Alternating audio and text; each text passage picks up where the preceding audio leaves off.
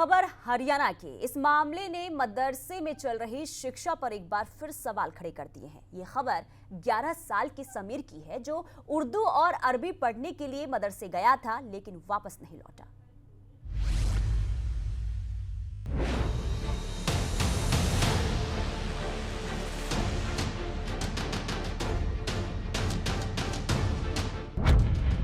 साल के समीर के साथ मदरसे में क्या हुआ? मदरसे में वो जिंदा गया, फिर कफन में कैसे लौटा? समीर की मौत या मदरसे के मौलाना की साजिश? समीर की मर्डर मिस्ट्री का कौन है मास्टरमाइंड? ये उर्दू बज़्म है और मैं तो हिंदी माँ का जाया हूँ। ज़बाने मुल्क की बहनें हैं, ये पैगाम लाया हूँ। महज 11 साल का समीर इस दुनिया और इस समाज को कुछ ऐसा ही संदेश देना चाहता था। नफरत के दौर में मोहब्बत की अलख जगाने निकला था, लेकिन उसे भी शायद इसका इल्म नहीं था कि जिस तालीम के लिए वो समाज के ताने बाने तोड़ रहा है, वही तालीम इसके परिवार को तड़पाएगी। अब जरा तफसील सुनिए एक मासूम की दर्द भरी दास्तां।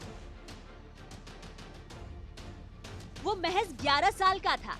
वो रोज की तरह पढ़ने लिखने, खेलने कूदने और अपने दोस्तों से मिलने के लिए मदरसे जाया करता था। वो अरबी और उर्दू में महारत हासिल करना चाहता था, तभी तो वो घर के अलावा मदरसे में भी कई घंटों तक पढ़ाई लिखाई करता था। वो अपने दोस्तों की हर वक्त मदद भी करता था, तभी तो उसके सारे दोस्त उसकी हर बात मानते थे। वक्त शाम के 5 बजे और दिन शनिवार का था।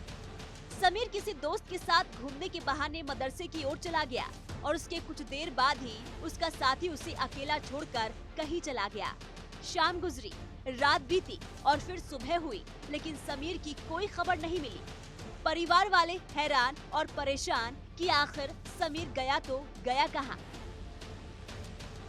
ये शाह चोखा का मदरसा, दरगाह वाला मदरसा जो है, उस मदरसे का बच्चा है और ये 2 दिन 4 दिन से लापता है। अब इसकी ये डेड बॉडी का पता लगा जब बांस उठने लगी तो पता लगा बदला है।